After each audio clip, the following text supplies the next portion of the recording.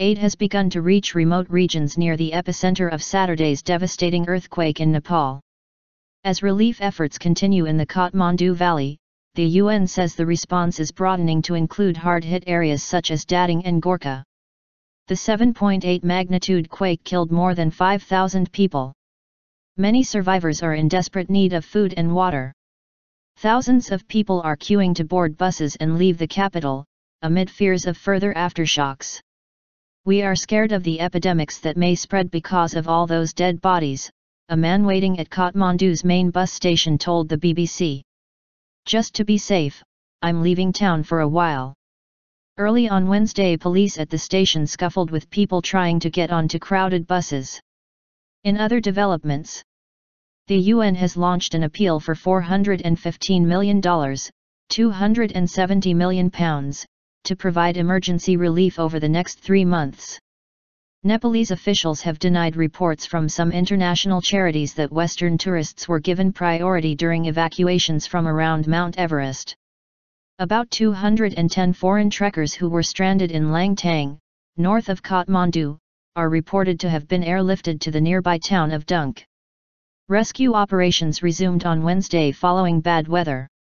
Bella Messenger, an NGO worker in an isolated area of Gorkha district, told the BBC that Chinese lorries had brought aid to the area, but many people remained cut off. "You can't get to some villages without a helicopter," she said.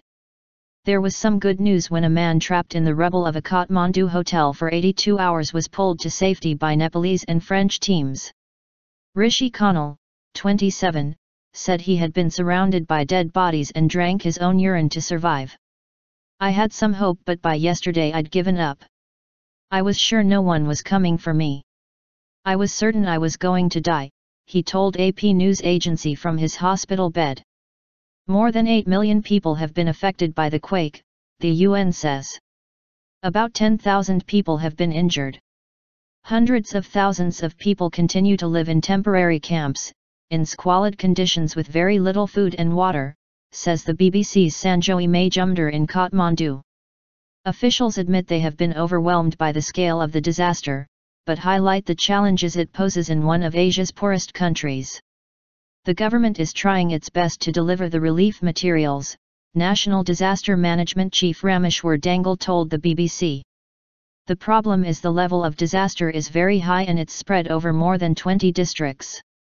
Renaud Meyer of the UN Development Programme said Kathmandu's single-runway airport was struggling to accommodate the rush of aid flights, but teams were delivering supplies as quickly as possible.